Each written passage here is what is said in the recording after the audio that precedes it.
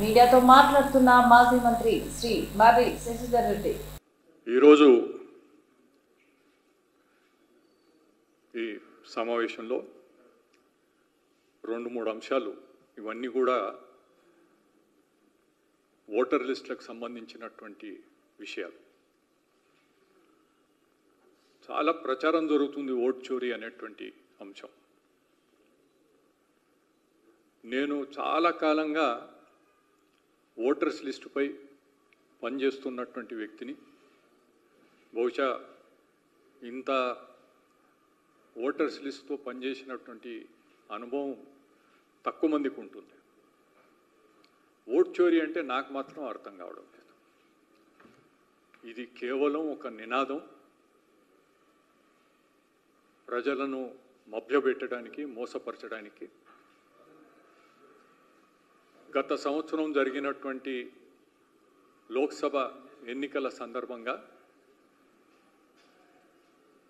మన ప్రియతమ ప్రధానమంత్రి నరేంద్ర మోడీ గారు 400 పార్ అనేటువంటి ఒక అందరినీ ఉత్సాహపరిచేటువంటి విధంగా ఆ విధంగా ముందుకు పోయేటువంటి ప్రయత్నం చేస్తుంటే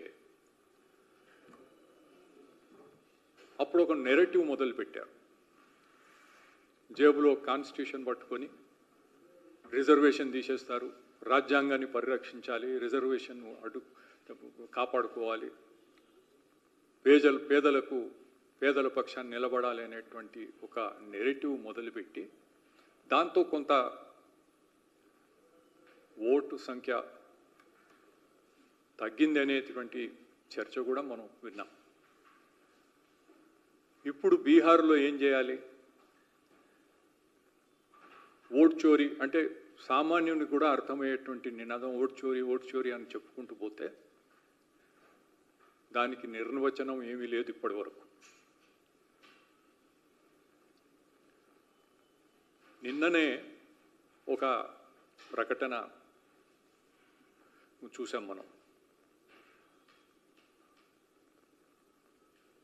గత 35 సంవత్సరాల లెక్కలు తీసుకుంటే